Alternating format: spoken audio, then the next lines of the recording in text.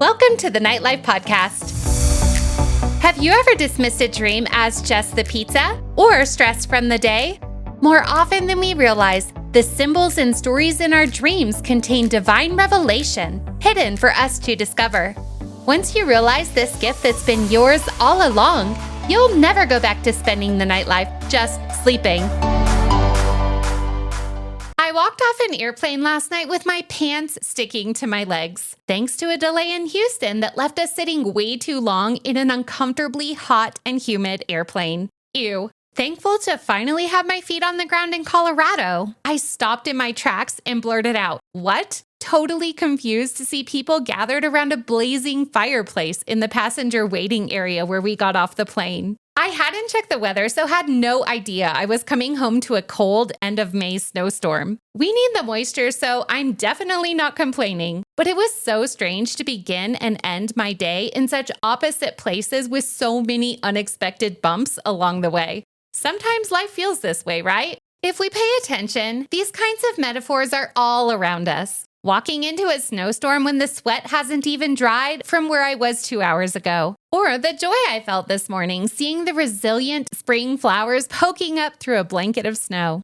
So many of our dreams, more than we realize, are giving us glimpses into where we're at, while also posturing and preparing us for what's coming next. The God who created us and everything we see hasn't left us to figure out this crazy life all on our own. He loves us and wants to release divine intelligence and wisdom to us every step of the way, if we'll lean in and listen to what he's saying. Hebrews 12:2 calls Jesus the author and finisher of our faith. Even when we don't know where we're at in our story, we can be assured that he does. Psalm 139 says that all the days of our life were written in his book before one of them ever came to be. Dreams are just one way God is constantly inviting us into divine partnership to fulfill the supernatural life we were all created for. Speaking of seasons, I'm closing out season 3 in style, sharing my interview with a friend of the podcast who lives across the pond in London, Julia Phillips. I've been so inspired getting to know Julia and hearing about her life through the lens of dreams. She's a gifted dream interpreter as well as a warm, conversational speaker who enjoys inspiring others towards love and connection.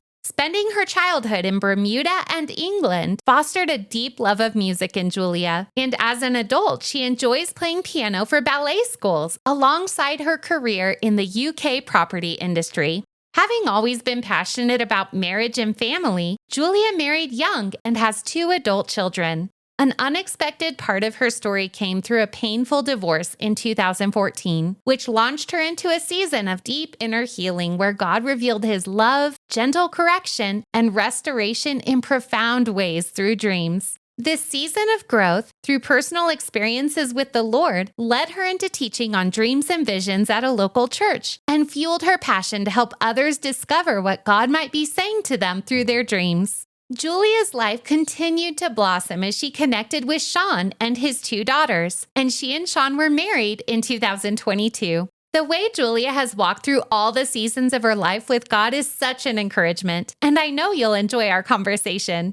In Julia's spare time, she loves networking with entrepreneurs, walking with friends, and drinking hot tea. Check out Julia's website and Instagram channel, where she encourages people to invest in their relationships. I'll link all of these and other resources she mentions in the show notes. Hey, Julia, how's it going in London today? Oh, it's good. Yeah, we've been to church and just experienced a powerful, powerful presence of God yesterday. It was just beautiful. So, yeah, Wow. I'm doing well. Thank you, Lord. So you're fired up and ready to go for our interview today. I'm excited for today. I really am. Yeah, me too. Well, go ahead and start by sharing the history of your dream life going back to childhood, and then the evolution of your dream life from then until now. Sure. I was a believer from a very young age. I believed in Jesus. My parents were Christians. They took me to church, and I started dreaming at quite a young age. I don't remember lots of my childhood dreams, but I had some very definite recurring ones. A very common one is being chased. And I used to dream that I could sit on a cushion and will myself to fly if I was sat on this cushion, kind of like Aladdin magic carpet kind of thing. Love it. And I would start flying and I would get up to adult head height, just a little bit beyond, but I would be being chased by somebody. And I would wake up at the point that they would grab the cushion. And I'd wake up like, oh no, they caught me. And that happened over and over. And then I don't know why they stopped, but they stopped. I guess I stopped being afraid. I remember listening to one of your other guest podcasts and they were talking about a similar thing. And he turned around to face it and there was nothing there. So that was cool and encouraging to me, that little story of his. And then I don't really remember much in my late teens, but I know I did dream. And I foolishly threw all of my diaries away from my teenage years. So any chance that I had recorded them is gone. Wow, I can't tell you how many times I've wondered, why am I lugging all of these journals around? And I have thought about throwing away my journals, and I'm so glad I didn't. I just never could. Now I have journals going back to 1995, which was in my teen years. And I'm so glad, but I'm sorry you threw yours away. They just were taking up so much space. And I actually did review them before I threw them away. And I was quite encouraged by what I read, but I don't think there were many dreams in there. I love to document and record things. I've got paper everywhere in my house and books. If I had been in the Old Testament, I would have been a scribe. Like,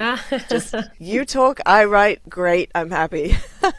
I love it. I love it. So most of your life, you've been pretty intentional about documenting your dreams. That's a great question. Let me backtrack Okay. before I answer that to give you some context. The first time that I really clocked that God was speaking in dreams was when I came across a book called Surprised by the Voice of God by Jack Deere. And in this book, he talks about how he didn't believe that God spoke in dreams. And his wife had really low self-esteem. And one night she had a dream that she was in a hall with a bunch of beautiful ballerinas, all pimped up, looking gorgeous, in their uniform, their hair, and she was there in a tracksuit without the proper shoes, and the ballet instructor said to her, I want you to do a solo. And she did the solo, and in the dream she just felt wonderful, and he praised her, and she woke up, and she told her husband the dream. But what was even more powerful was the low self-esteem was gone. Wow. And she just was transformed by this dream. So I think I paid more attention after that point. But I really avidly started documenting in 2014 when I went to a dream weekend. There were various people in my church who were connected with Dreams Ministries, and I got invited to this Understanding Dreams and Visions 3-day weekend. And that kicked everything into just a whole nother level for me. Was that with Tony Cook? That was with Tony And Cook. his wife, Dwee? Yes. Oh, so awesome. What a fun connection. Yeah. So I had known Tony before that because he'd been a pastor at my church a long time before that. So I had known him probably since I was 18, 19. Wow, that's so great. He's wonderful. Yeah, he's great fun. So is Dwee. They're both fantastic. Love it. So I think it was after that you told me God used dreams to minister to you and strengthen you through a pretty hard season.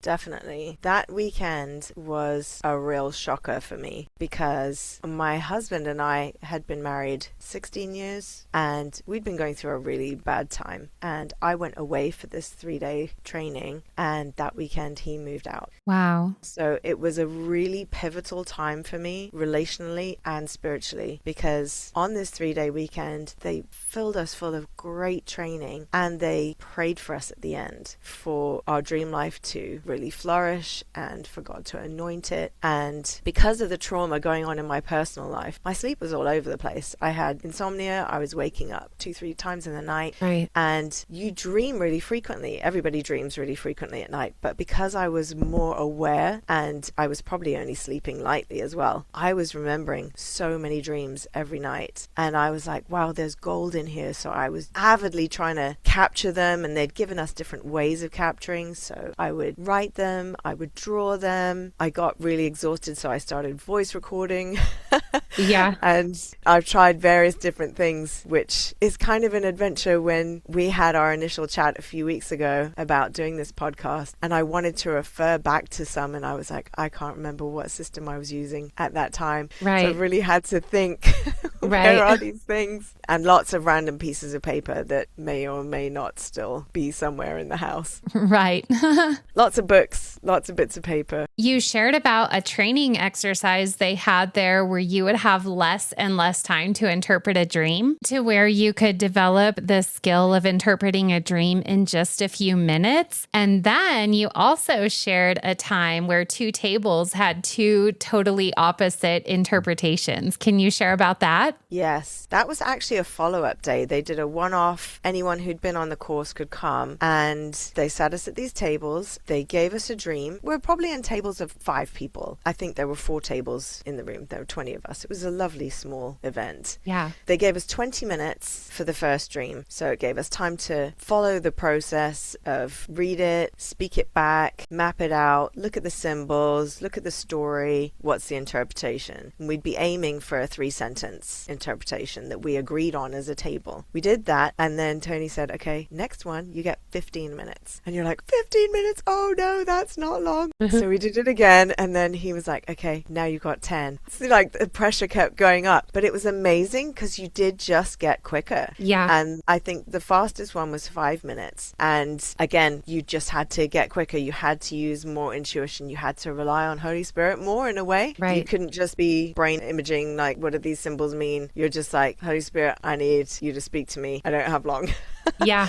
So after that, we did another exercise. You know what Tony's like. He's got this little twinkle in his eye. He says, I'm going to give you this one, and it's going to be interesting to see how this room handles this dream, because he had done this whole exercise before. So I think he knew what was coming. And we all had this dream, and we did our things at the tables. And 2 of the tables in the room had one interpretation, and the other 2 had a completely opposite interpretation. It was so funny because we were all vehemently convinced that we were right and that the other people were wrong. Right. And Tony said to the room, what do you do in this situation? Let's imagine you're on the street or you met somebody and there's 2 of you and you have completely opposing interpretations. And he said, give the person both and say, what do you think feels right to you? And I thought that really takes the pressure off having to be right. Right. I love to be right.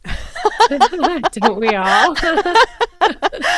Yeah, it was good. It was helpful, and it actually has helped me when I've been talking to other people about their dreams in general. If I'm not sure about something, like I might be really sure about most of it, and I've got a bit that I'm kind of stuck on. I'm like, well, you know, it could be this, or it could be this, or it could be this. What are you thinking? And it just helps tease it out. And often in that kind of question and answer with the dreamer, it helps identify what that thing is for them, which is so key, because we all see the world and see different things differently, and you're giving a dream interpretation to them, so it's for the way they see things. Yeah. I find that people, especially when we're doing this in public, are really receptive and engaged and willing to say, no, I don't think it was that, or it seems more like this, or they'll give you feedback like, it kind of felt more this way, or they'll add in another detail or something. That's why I love the posture of just, we're practicing, we're learning, we're growing. And I think probably for the rest of my life, I'll still be practicing and learning and growing in this. Sure. You have to stay humble. You have to stay listening. Right. And I love what you say there about they'll add more detail. I noticed when I was looking through a bunch of dreams just earlier today, getting ready for this, and I had a dream that was in 3 sections, and I read it all out. And then when I looked at the way I'd mapped the symbols, there were 4 sections, and I must have remembered the 4th section as I was doing the maps, but I never wrote the words out in full because I never thought I'd be talking about it on a podcast. Wow. I have quite long dreams. Same. They're kind of like movies, some of them.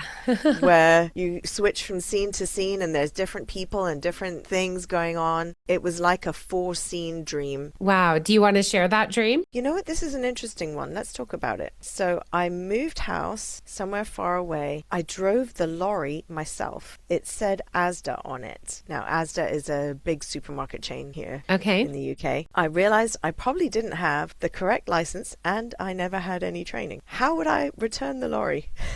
And then I thought someone I know could drive it because he drives lorries for Asda anyway. Do I ask him or do I risk it? That was the choice. So I drove to this house, and it was like an old monastery, and it had arches and cloister shapes. I was in a light green dressing gown, way too long and long sleeves, and loads of people were staying. They were diplomats. I think they looked down on me, so I started to sing about what my hospitality was giving them.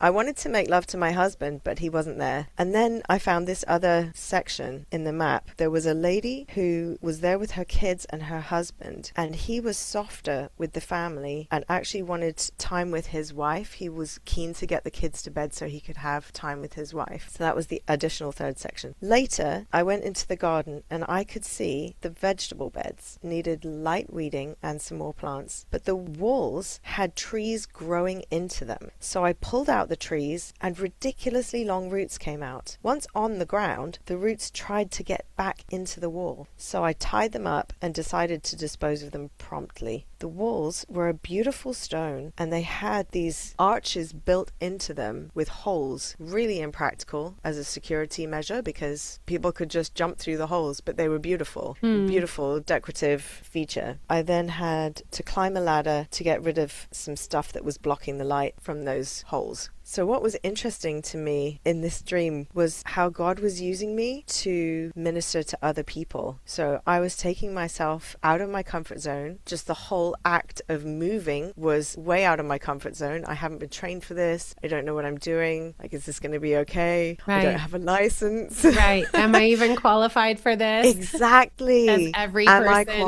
qualified? ministry ever.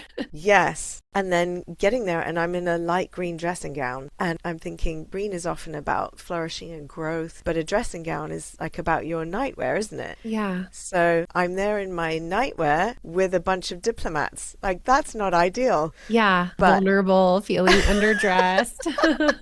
yeah, feeling underdressed, but I seem to be okay with it Yeah. in the dream, which is kind of interesting. It raises another point maybe we can talk about later. Murray Dweck book. The Dreams We Dream. The Dreams We Dream, yes. Yeah, I want to hear about His wife talks that. about the feelings that you have inside the dream, and then when you wake up, the feelings that you feel looking at the dream. So in this dream, I'm completely fine with having this dressing gown on and talking to diplomats and singing to them about how great it is that I'm being hospitable to them. I love that. Yeah, it's been fun to look through. Yeah, I It's been bet. fun. So then moving into, I wanted to make love to my husband, but he wasn't there. To me, that's a sign of the support that I feel from my husband. I feel safe with him. I feel secure with him. And I'm doing this whole adventure on my own, you know, feeling like that would be nice to have. But again, it's okay. I'm in my green dressing gown. It's okay. He's not there. But what it feels like is the fruit of all of this is this guy with his family wanting to put the kids to bed and wanting to spend time with his wife. That to me, that is where my heart is, and that's where I want to be ministering, really speaking into people's lives and relationships and making them beautiful and exciting. And I love my kids, but I want them to go to bed because you are wonderful. You're the person I married and I want to be with you, spend time with you. Oh, that's beautiful. Yeah, so I love that. And then this whole section about the wall was interesting to me as well because trees are a really common symbol for me in dreams. And when you look in the Bible, there's a lot of stories about trees and they represent leaders. Trees growing into the walls are leaders who undermine boundaries. Wow. And I was the one pulling them up. These trees were determined that their roots were just going to keep growing. It was like crazy. I kind of remember it. Like these roots, you know, it's like CGI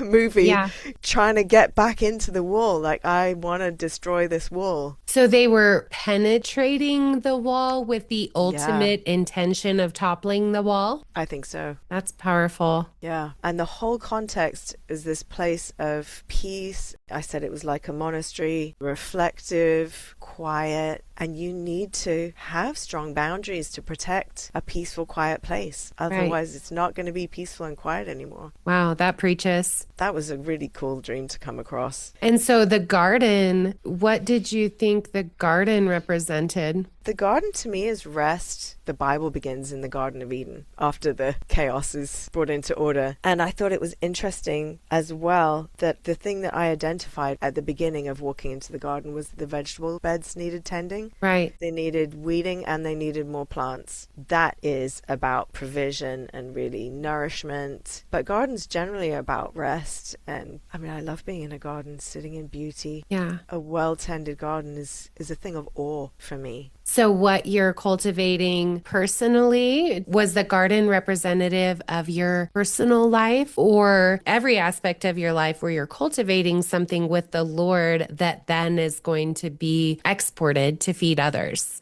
Oh, that's a great question. I don't think I even asked myself that question at the time, but I would say that this is kind of a calling dream for me. And again, it's about boundaries. Yeah. This garden is within a boundary, so it's for certain people. Yeah, that's really good. And then the archways, I mean, that's obviously like a heavenly symbol, and the light is coming through It's the archways into light. the garden. Yeah. Yeah. It's the light, it's the revelation, it's the energy for the growth, because you have to have both, don't you? Yeah. If you've got a dark garden, nothing's happening. You're really limited in what you can plant and what will flourish there. Right. And you mentioned the holes in the archways. So it's functional, but it's also beautiful. So there's like just enough space for the light to get through, but there is still a physical boundary. That's such a good dream. And I love how you can go back into a dream. And I've been doing more of this even lately with my own dreams, taking my journal at night and just sitting in bed and going through my dreams again, even for the past month. What themes and what common symbols and common themes am I dreaming? And that's coming off of a season where I feel like I missed some things God was trying to show me in the past season. So I'm like, okay, I want to take this to the next level of intentionality, not just processing my dreams in the morning, but revisiting and getting a picture of the arc of what he's saying. I love how you can just get more as you go back through. That's so good. And it's so worth doing because you kind of kick yourself when you miss things. Yeah. I really missed a big one. I guess it was maybe 2017-ish. I decided to give a multi-level marketing company a go. So I was going to sell products to my friends, anybody who wanted to listen, and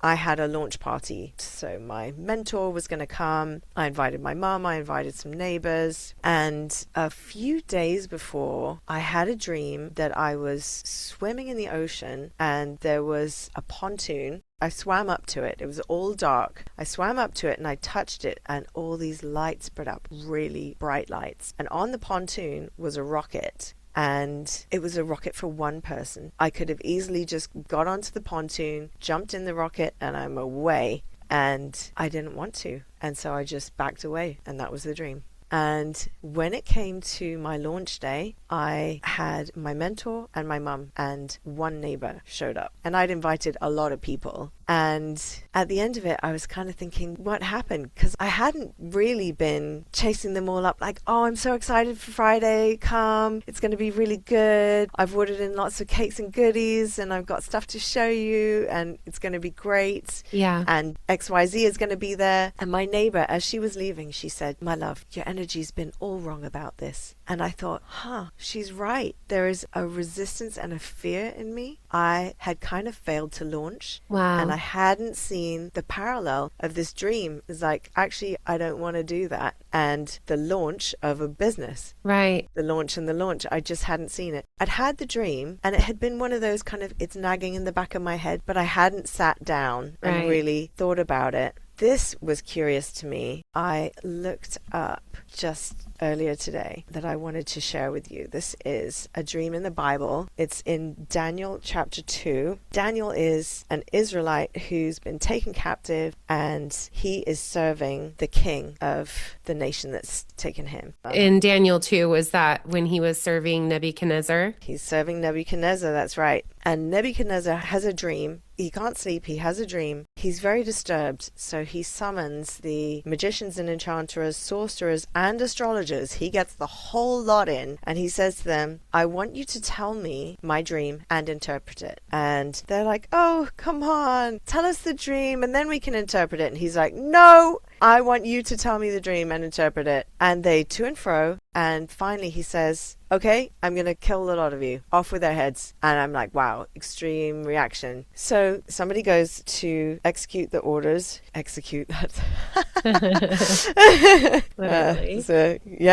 So Daniel is on the list of people to be executed. And we'll start at verse 13. So the decree was issued to put the wise men to death. And men were sent to look for Daniel and his friends to put them to death. When Arioch, the commander of the king's guard, had gone out to put to death the wise men of Babylon, Daniel spoke to him with wisdom and tact. He asked the king's officer, why did the king issue such a harsh decree? Arioch then explained the matter to Daniel. At this, Daniel went into the king and asked for time so he might interpret the dream for him. And I love this. He's like, okay, my life's on the line anyway. Let's go for broke and ask for time. Then Daniel returned to his house and explained the matter to his friends. Now, this is the point that I wanted to refer to with that launch dream. I didn't reach out to my friends. I was puzzling on my own and I wasn't getting it. And his friends play such a key part in this role, in this story, but it's really easy to miss it. I've missed it before. I read it today. He returned to his house and explained the matter to his friends Hananiah, Mishael, and Azariah. He urged them to plead for mercy from the God of heaven concerning this mystery, so that he and his friends might not be executed with the rest of the wise men of Babylon. During the night, the mystery was revealed to Daniel in a vision. Then Daniel praised the God of heaven. Praise be to the name of God forever and ever. Wisdom and power are his. He changes times and seasons. He sets up kings and deposes them. He gives wisdom to the wise and knowledge to the discerning. He reveals deep and hidden things. He knows what lies in darkness, and light dwells with him. I thank and praise you, O God of my fathers, that you have given me wisdom and power. You have made known to me what we asked of you, and you have made known to us the dream of the king. And I love that. He didn't say, you made known to me the dream of the king. You made known to us. Yeah, wow. I've never caught that before. Yeah, I'm like, wow, this is a team sport. We are a body, and when we're stuck, we should ask our friends. Yeah, that's so good. You said when we talked earlier that you had a group of friends you would meet together to process dreams with for about 10 years.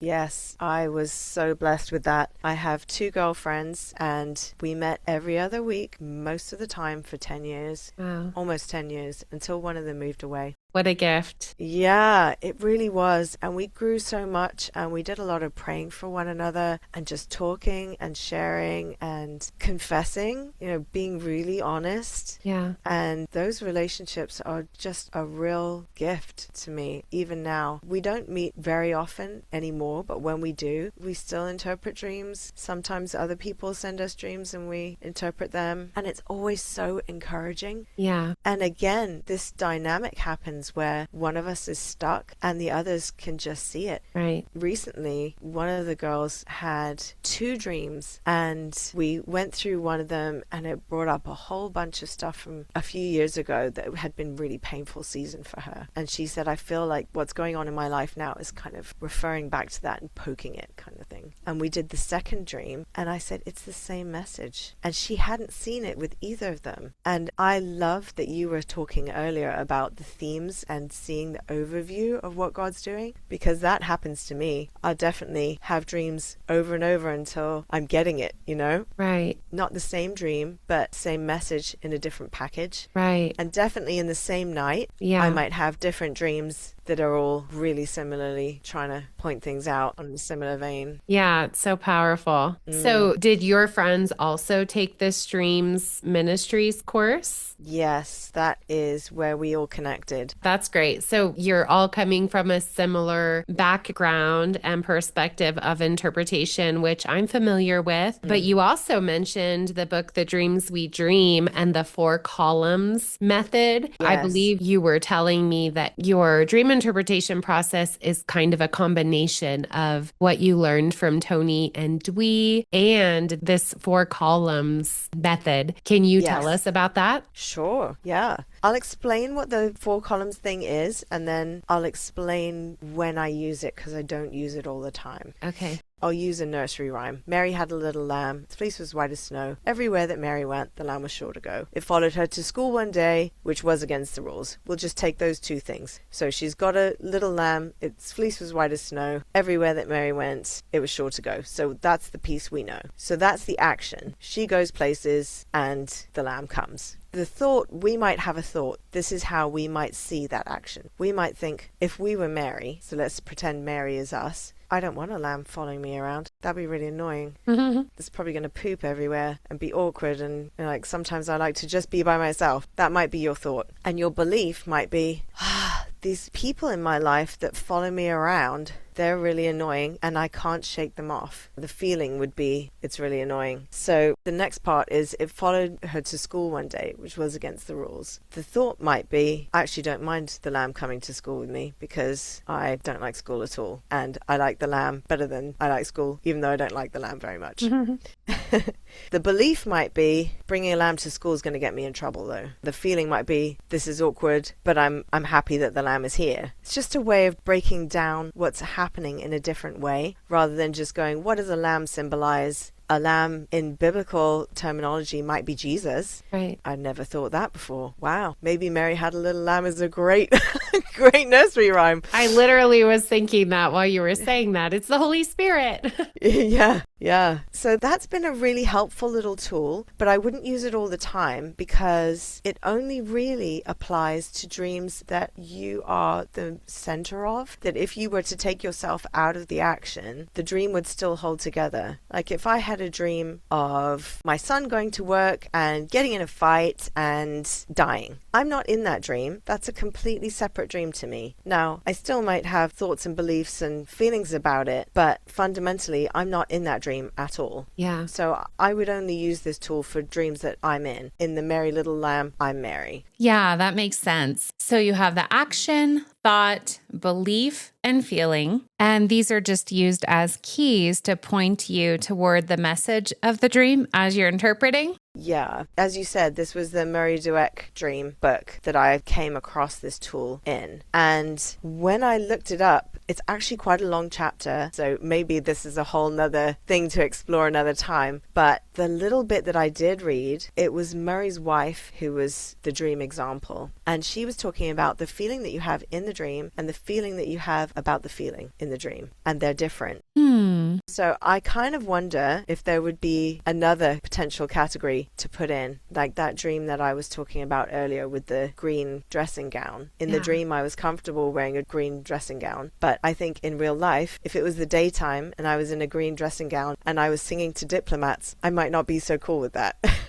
Yeah, that's so interesting. So you're feeling in your waking life versus you're feeling in the dream, which could be a contrast. I see in that where you would normally feel vulnerable, out of place, or less than. The message of the dream is where he's calling you. You're not going to have those natural feelings. You're going to be supernaturally confident. And just like I see you showing up in ridiculous amounts of joy. Like I'm not just going to tell you, I'm going to sing it for you. That's such a picture, right? Yeah, I do sing a lot though, being fair. Yeah, I actually sing every day just to get my voice ready in the morning. I love it. This is also good. I love hearing different interpretation methods and just skills that you can add into your process because sometimes, especially if I'm stuck interpreting a dream, I'll switch over into a different method. Like maybe I'll draw it out and make it more visual, or maybe I'll focus more on the emotional tone or narrow in on some of the symbols or themes or contrasts.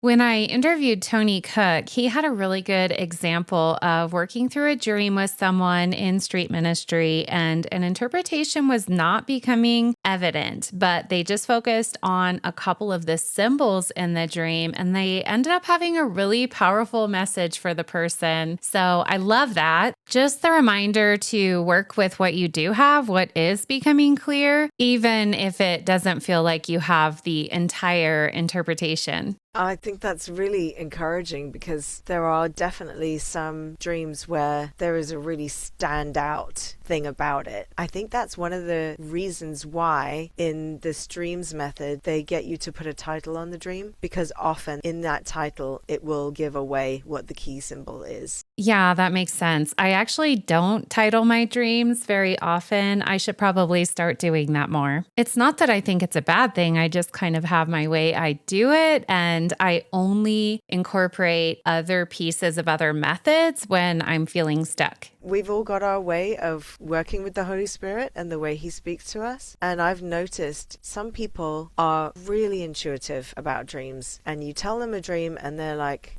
I think I'm there, really quick. And there are others, one of these dream girl friends, she's got dyslexia and the whole mapping out thing just doesn't work for her at all. Wow. She gets completely lost and can't see the overview. But what she is incredibly powerful in is praying for people after they have the interpretation for whatever God is doing in their life or whatever healing they need. She is so insightful and so sharp. And that's a gift to a dream team. Yeah. You know, it's great to have the message, but you've got to apply it. It's got to be grown in you. And sometimes there are things you have to let go of. Like if dreams are revealing pain in the past, you might have forgiveness to do. You might have things to release. And if you have someone to walk you through that part, that's so powerful on top of having a dream interpretation. Wow. To actually get to that point of freedom.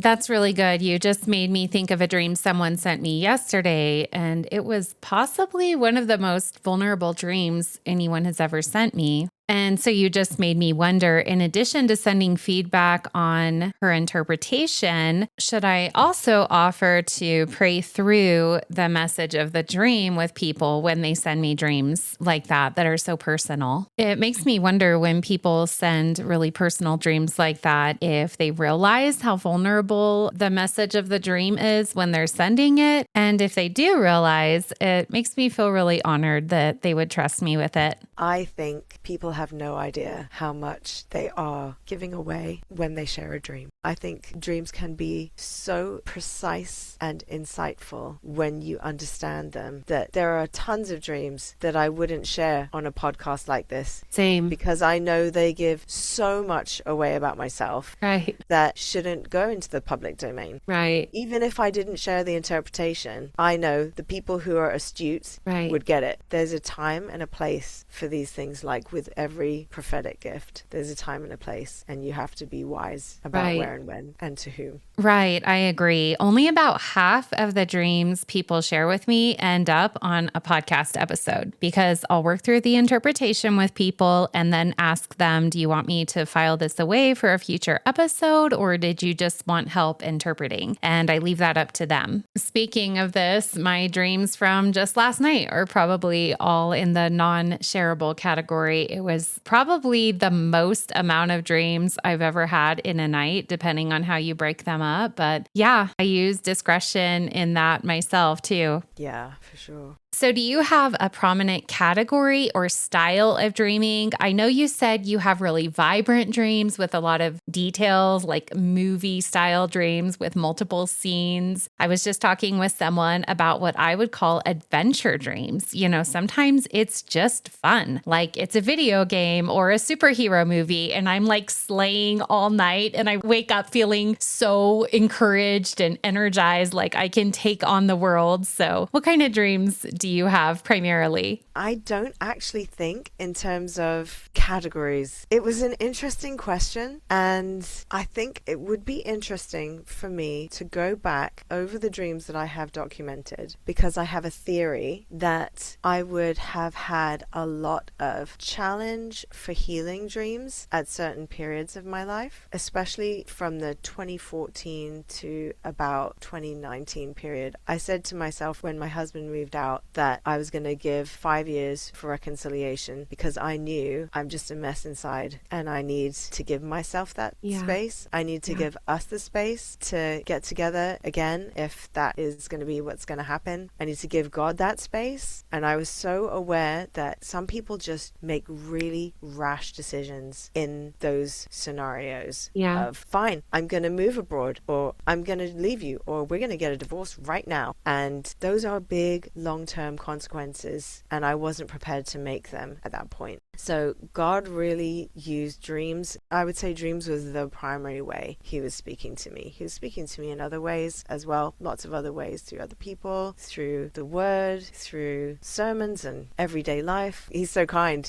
Any way that you'll listen, he'll try speaking, right? So I suspect in that season I had a lot of self-conditioned dreams. This is the state of your heart. Some of it was tough. I'd wake up feeling so confused that I'd been in a house with no roof, or the walls were gone, or the bathroom had been completely rearranged and was in the wrong place in the house, and there were no stairs so no one could get to it, and just crazy stuff like that. Yeah. But it was interesting looking through, just this morning, looking through some old dreams and thinking, gosh, I wonder if there are dreams that I've had that are calling dreams that I didn't even know they were calling dreams. Like that one I shared with you. I don't think I would have seen that as a calling dream. Yeah. But because you asked me the question, I've been looking through these dreams with a different lens. So I'd really encourage your listeners to write and record and keep their dreams, because it's really interesting to see the passage over time. Yeah, wow. That's so powerful, Julia. I would say calling dreams are probably the most prominent category of dreams that I have, although there are so many different styles within that category. A couple of years ago, I started transferring a lot of my past dreams into a digital document, and then all of my present dreams go in there. So I have different categories, and the category of calling dreams is by far probably like 10 times longer than any other category. I think they're so wonderful and calibrating because they lift your perspective out of your present circumstances and just give you that longer view of where you're heading. Sometimes I'll look at the ending of a movie I'm watching, and I know some people would be like, why? Why would you do that? Sometimes it just helps me relax and enjoy the journey if I know there's going to be a good ending. Like I can get really angry if there's a no comfort, no resolution ending to a book or movie. So if I can just know there's a happy ending, everything gets resolved in the end, it just takes out a lot of the anxiety for me in the process of getting there. So yeah, I feel like calling dreams are that way, putting everything in context. Yes, you're going through a battle. Yes, it's hard. Yes, you feel like you're not sure if you're going to make it, but don't give up, because there is resolution, there is victory, there is a happy ending on the other side of this. And when things seem the hardest, we're actually leveling up. We're actually moving towards something that is bigger than what we can see right now. And it's helpful to get those calibrating perspectives from time to time. And sometimes in really hard seasons, I get dreams like that almost on a nightly basis. They're such a comfort and encouragement, and honestly, just an amazing gift of God. That's so good. Can I speak go to ahead. the adventure dream? Because you touched on that. I had a dream which I would have put in the adventure dream column, but I wonder if some of the adventure dreams are calling dreams as well. Totally. Yeah. So I had a dream really recently, in the last week or two. I was on my own. I did a long drive and I drove to Wales, and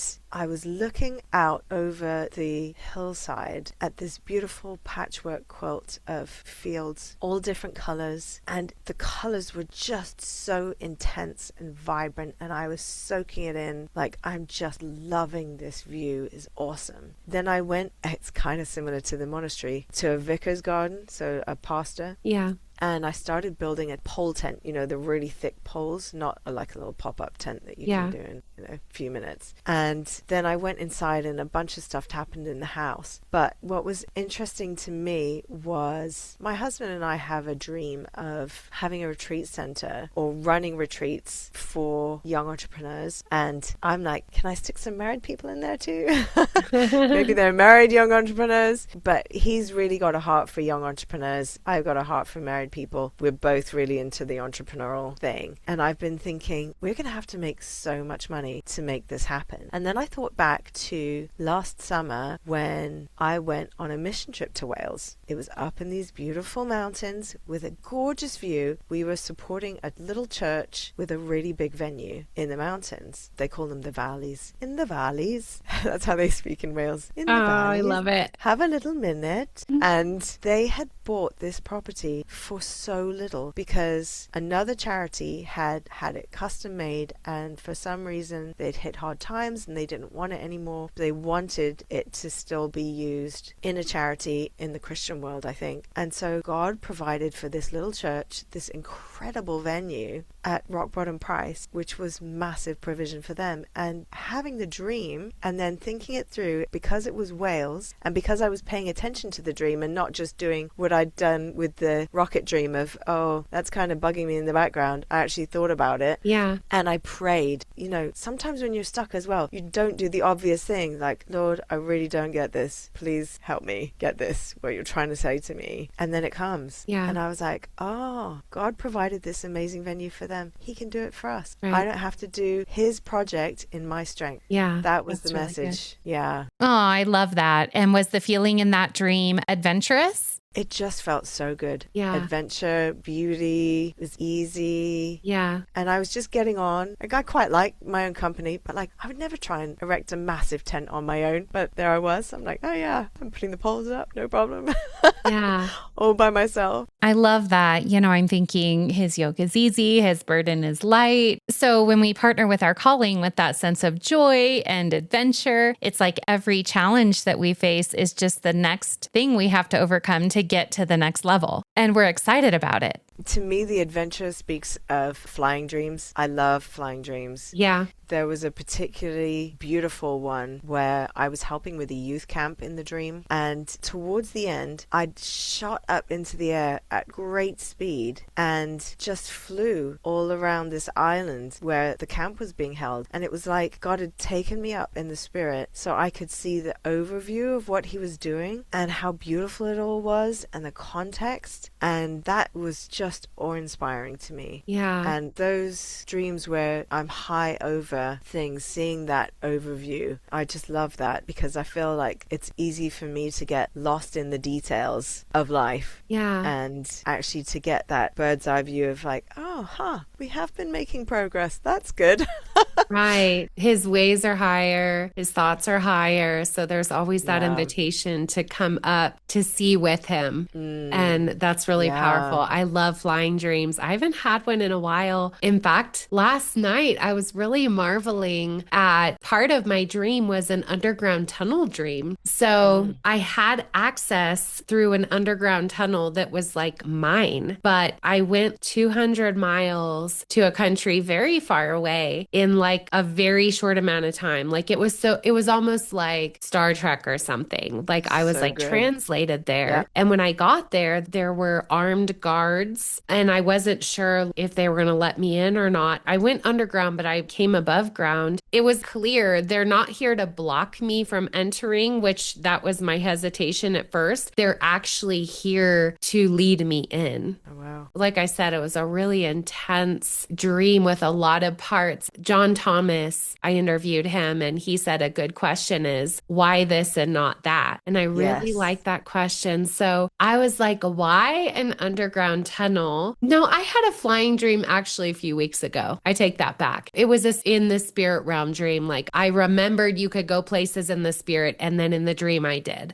But my question was, why an underground tunnel and not flying in the spirit? Do you have any thoughts on that? When you are flying, anyone who looks up can see you. But when you're underground tunnel, no one knows you're coming. So you're hidden from the enemy. You're hidden and protected. And your armed guards, it's like you're protected again. It's like double. You're going to be protected as you come out of the tunnel and go into this country. Yeah. Of course, I was like, is this literally that country, which has not been on my radar before? But this country has appeared in my dreams metaphorically as a picture of the military posture of the country. I wish I could just tell you the whole thing, but like I said, it's not shareable. But it was very encouraging. And then it ended going through this really long corridor with all these scenes. And I was heading towards something really good. And then I woke up. And I'm like, oh, God, can you just show me like a little bit more? Could I just stay in the dream like 2 more minutes? Sometimes waking up is so bad, isn't it? Yes. Like, no, that was I know. so good. So again, the feeling is hope.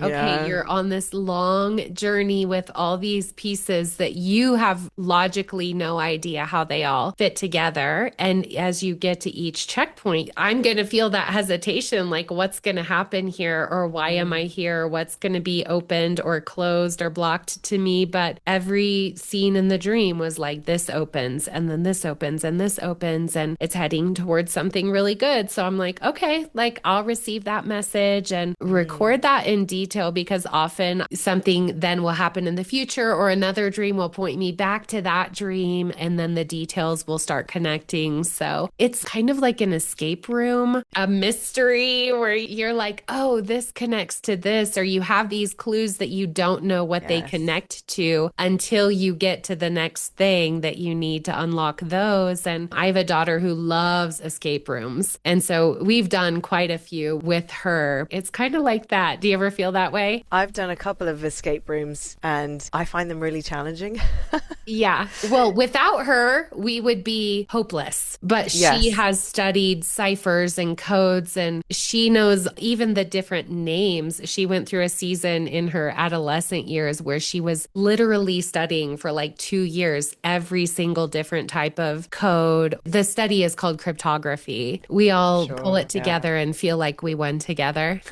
Yes. So I guess the Holy Spirit, she's like the Holy Spirit, right? Because he knows all Yes. the codes, and Yes. he's the one that basically like makes the whole team win, but Yes. everyone on the team actually gets the win. So that's a Yes. good picture of life in this. Yeah, that sure is. Yeah, that's good. Yeah, well, I have talked way too much. I'm wondering in closing if there's anything you want to share with listeners, or any other dreams you wanted to share, or just encouragement about their own dream lives or their process of engagement. I think I want to echo back to that story that I was talking about earlier, the Daniel 2 story, that I would encourage listeners not to silo them and their dream life. I think if you want to take your dream life to the next level, you need to be paying attention, writing them down or recording them, however that looks. If you need to experiment or do things differently, experiment, but get some friends and talk about them, pray together, and do that journey together, because you will learn and grow from one another so much. And I mean, your podcast is amazing for learning different strategies and different things to try. So keep listening to Sandy and put some of this stuff into practice and see what God does in your life. It'll be amazing. Thank you so much, Julia. You are wonderful. And I think I said this last time we talked, if we lived closer, I would just love to have a coffee with you and be one of your people where we could get together and process dreams together in person. Yes, it's a shame there's a big pond in between us. That's right. And I'll be sure to link your ministry. Is it a webpage? JuliaKPhillips.com. Okay. I'll definitely link that in the show notes. So thanks so much, Julia. You have a great evening, and you can wish me to have a good day. Go and have a good day. Thank you so much for having me. Thanks, Julia. This podcast is a collaboration and couldn't exist without others being willing to share. I'm so thankful for each and every one of you who has contributed to the podcast in any way. I'm lining up dreams and interviews for season 4. So if you have a dream to contribute or that you need help interpreting, please reach out to me using the contact button on my website at www.thenightlife-podcast.com. I want to end with this encouragement. There's an arc to your story, and God has got you. In the context of a relationship with Him, you aren't going to miss it. He knew every sin and mistake that you would make before He even created you, and He counted you worthy of Jesus' sacrifice on the cross. We walk by faith as we choose to believe that God is good, that His plans for us are good, and that He is working all things for good, even the hard, messy, not sure we're going to make it parts of our story. You are right in the middle of an epic story, and some of your biggest moments of victory are just ahead. You were made for this battle. You were chosen for this time. The world around you needs you to fight your battles as they're fighting theirs right alongside of you.